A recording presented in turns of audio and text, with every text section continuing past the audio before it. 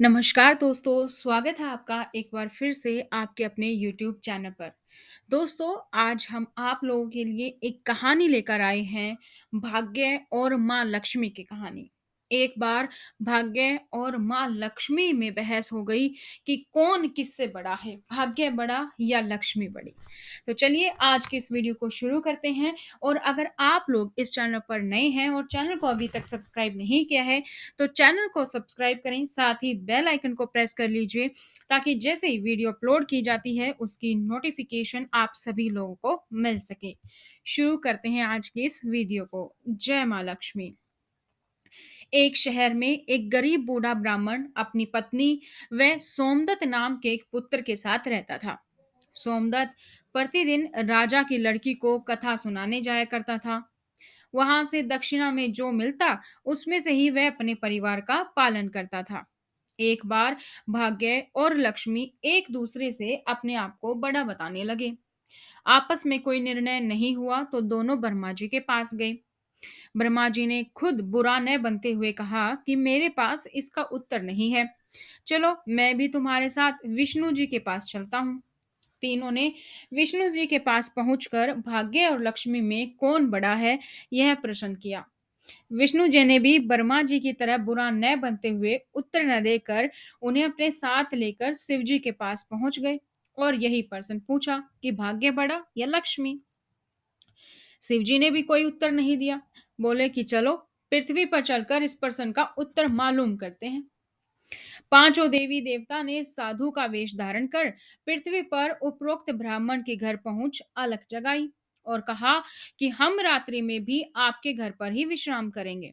इस पर ब्राह्मण पुत्र सोमदत्त ने अतिथि देव भव ऐसा विचार कर कहा, महाराज मेरे घर में दक्षिणा में मिले दाल भात आदि से हम तीनों के भोजन की आपूर्ति होती है, अतः मैं एक समय की भोजन की व्यवस्था तो कर सकता हूँ। साधुओं ने उसे एक बर्तन देकर कहा कि वह दाल भात इस बर्तन में बनाओ, हम सबका दोनों समय का भोजन बन जाया करेगा। इस प्रकार उस बर्तन में बने भोजन से दोनों समय के भोजन की पूर्ति हो गई। अगले दिन प्रातः में सोमदत्त जाने लगा तो एक साधु ने पूछा, तुम कहाँ जा रहे हो? उसने कहा, मैं राजा की लड़की को कथा सुनाने जा रहा हूँ। साधु ने कहा, तुम कथा सुनाने के बाद राजा की लड़की से पूछना कि तुम किस अभिलाषा की पूर्ति हेतु कथा सुनती हो, क्या मनोकामना है तुम्हारी। सोमदत्त ने कथा सुनाने के बाद प्रश्न पूछा। राजा की लड़की ने कहा, मैं इस अभिलाषा से कथा सुनती हूँ कि मुझे ऐसा वर मिले जिसकी चर्चा सभी की जबान पर हो, उसके माथे पर चांद और सूरज की रोशनी हो और वह भाग्य का ऐसा धनी हो कि उसके कदमों में लक्ष्मी थिरकती हुई हो तथा ऐसी बारात हो जैसी किसी ने अभी तक देखी ना हो। वापस आकर उसने साधुओं को लड़की के उत्तर से अवगत कराया। अगले ही दिन प्रातः काल में जब वह कथा सुनाने के लिए जाने लगा तो साधुओं ने कहा कि बच्चा आज फिर वही प्रश्न करना, वह फिर तुम्हें कल वाली बातें बताए तो तुम तुरंत यह कहकर कि जैसा पति तुम्हें चाहिए वैसा केवल मैं ही हूं, यह कहकर भाग आना। सोमदत्त ने कहा, हे साधु महाराज, मैं एक गरीब ब्राह्मण जिसका घर उसकी दी हुई दक्षिणा पर पलता है, और कहाँ वह एक राजा की पुत्री। राजा मुझे और मेरे परिवार को मृत्युदंड देके मौत के घाट उतार देगा, अतः मैं ऐसा नहीं करूंगा। साधु ने कहा, ठीक है, हम तुम्हें परिवार सहित अभी अपने श्राप से भस्म किए देते हैं। सोमदत्त पहले से ही उनके चमत्कार से डरा हुआ था। उसने सोचा, राजा तो बाद में मृत्युदंड देगा, ये तो अभी अपने श्राप से भस्म कर देंगे। अतः साधुओं को आश्वासन देकर कथा सुनाने चला गया। कथा सुनाने के बाद सोमदत्त ने कहा कि कल वाले प्रश्न के अनुसार जैसा वर तुम्हें चाहिए वैसा वर मैं ही हूं। ऐसा कहकर वह वहां से भाग आया। राजा की पुत्री को एकदम बहुत आघात पहुंचा। उसने दासी के द्वारा अपने पिताजी को बुलाकर सब बात बताई। राजा ने आश्वासन दिया कि इस उदंड ब्राह्मण को इसकी सजा मिलेगी। राजा ने तुरंत अपने मंत्रियों से विचार विमर्श किया और एक वरिष्ठ मंत्री ने कहा कि उसने अपराध तो फांसी दिए जाने वाला किया है, परंतु वह एक ब्राह्मण है, उसे फांसी देने पर एक ब्राह्मण हत्या का पाप लगेगा। कुछ ऐसा किया जाए कि वह दंडित भी हो और ब्रह्म हत्या का पाप भी ना लगे। कथा सुनाने के बाद सोमदत्त ने कहा कि जैसा आपको चाहिए था वैसा पर मैं हूं, और वो वहां से भाग गया था। तो राजा ने विमर्श करके पता लगा लिया कि क्या ऐसा उपाय किया जाए। काफ़ी विचार-विमर्श हुआ, उसके बाद तय हुआ कि शादी का निमंत्रण पत्र कुछ शर्तों के साथ भिजवाया जाए। राजा ने शर्तों वाला निमंत्रण पत्र लिखवाकर हलकारे के हाथ सोमदत्त के पिताजी के पास भेज दिया। उधर सोमदत्त ने घर पहुंचकर साधुओं को बताया कि आपके कहे अनुसार कहने पर राजकन्या बहुत क्रोधित हो गई थी। अब शीघ्र ही फांसी का संदेश पहुंचने ही वाला होगा। कुछ समय के बाद हलकारा निमंत्रण पत्र लेकर पहुंच गया। साधुओं ने हलकारे को सम्मान सहित बिठाकर सोमदत्त को निमंत्रण पत्र पढ़कर सुनाने के लिए कहा। पत्र कुछ इस प्रकार था। हे ब्राह्मण पुत्र, हमें तुम्हारा शादी का प्रस्ताव मंजूर है, परंतु साथ साथ हमारी कुछ शर्तें भी हैं। तुम्हारे द्वारा सभी शर्तें पूरी करने पर हम अपनी लड़की की शादी तुम्हारे साथ कर देंगे, और शर्तें पूरी नहीं हुई तो तुम्हारे परिवार सहित फांसी दे दी जाएगी। शर्तें थी कि बारातियों के ठहरने वाले सभी बारात घर तथा बनाए गए सभी तंबू भरे हुए होने चाहिए, कोई भी तंबू खाली नहीं रहना चाहिए। बारातियों के आतिथ्य सरकार में बनाई गई सभी खाद्य सामग्री प्रयोग होनी चाहिए। ऐसी अद्भुत बारात आनी चाहिए कि जिसकी चर्चा हर व्यक्ति के जबान पर हो। बारात आने पर यदि कोई भी शर्त अधूरी होगी तो बारात में आने वाले सभी बारातियों को भी फांसी दे दी जाएगी। अब पत्र पढ़कर सोमदत्त तो डर से कांपने लगा। साधु ने कहा, तुम डरो नहीं, हलकारे को भोजन खिलाकर पत्र का उत्तर देकर विदा करो। पत्र में लिखो कि आप शादी की तैयारी करें, हम फला दिन बारात लेकर आ रहे हैं। हलकारे को भोजन में दाल भात परोसा गया। वो हलकारे की थाली में वह 36 प्रकार का भोजन बन गया।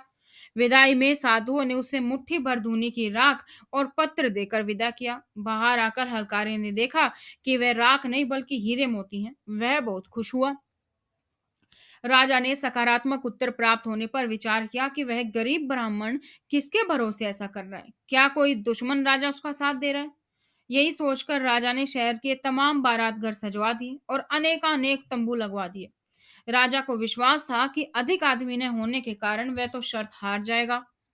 सोमदत्त अपनी बारात में चलने के लिए जिसे भी कहता, वही उसे कहकर मना कर देता कि तुम्हारा तो अंतिम समय आ गया है, हम बारात में तुम्हारे साथ मरने के लिए क्यों जाएं।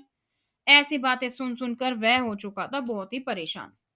अब शादी वाले दिन सोमदत्त को परेशान देखकर साधुओं ने कहा, बच्चा, आज तुम्हारी शादी है और तुम परेशान हो रहे हो। तैयार होकर हमारे साथ चलो। तुम किसी बात की चिंता मत करो, हम तुम्हारे साथ हैं।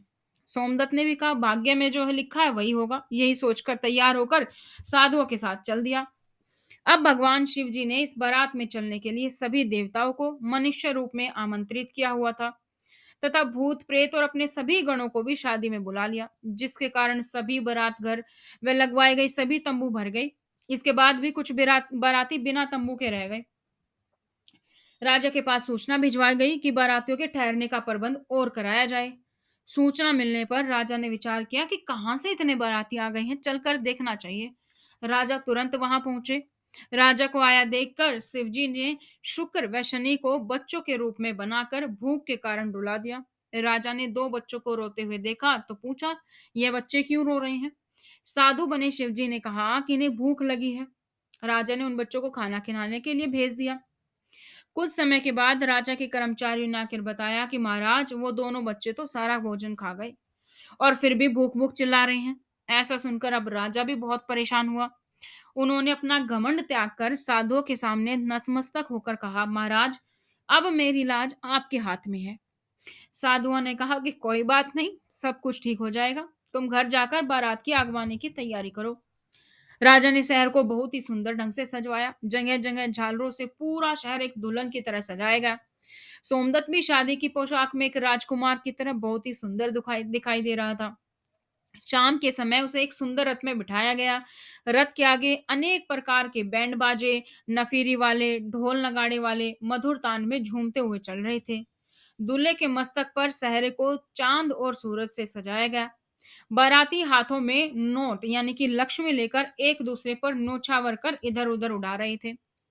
बारात के इस विहंगम दृश्य को देखकर आपस में कहने लगे कि इस गरीब ब्राह्मण के भाग्य तो देखो, इसके मस्तक के सहरे में चांद सूरज और चारों तरफ से इस प्रकार धन लक्ष्मी का मजाक उड़ाया जा रहा है, मानो कि किसी बहुत बड़े राजा की बारात निकल रही हो। ऐसी बारात हमने अपने जीवन में कभी नहीं देखी और ना ही आगे देखने की उम्मीद है। यह तो भाग्य का बहुत ही धनी है। पब्लिक की इस बात की बातों को सुनकर ब्रह्मा जी, विष्णु जी और शिव जी ने कहा भाग्य व लक्ष्मी जी से कि देखो तुम्हारे प्रश्न का उत्तर पब्लिक दे रही है। अतः मनुष्य को फल की इच्छा न करते हुए कर्म करते रहना चाहिए। मनुष्य को समय से पहले और भाग्य से अधिक कुछ नहीं मिलता। लेकिन ये भी सच है कि अगर आप सिर्फ और सिर्फ भाग्य के भरोसे बैठ गए, कर्म नहीं किया, तो भी आपको कुछ नहीं मिलता। मनुष्य को हमेशा कर्म करते रहना चाहिए और उसके अच्छे कर्म और बुरे कर्म ही उसके भाग्य को बनाते हैं। इस तरीके की और कहानियां भी चैनल पर अपलोडेड की गई हैं। अगर आप लोगों ने नहीं देखी है तो आप लोग उन कहानियों को भी जरूर देखें। आज की इस वीडियो में दोस्तों इतना ही, फिर मिलेंगे नई वीडियो के साथ। आपको ये वीडियो कैसी लगी आप नीचे दिए गए कमेंट सेक्शन में कमेंट जरूर कीजिएगा। तो आज की इस वीडियो में इतना ही, फिर मिलते हैं। जय माँ लक्ष्मी। माँ लक्ष्मी की कृपया आप सभी पर बने रहिए और आपका भाग्य जो है सौभाग्य बना रहे। धन्यवाद।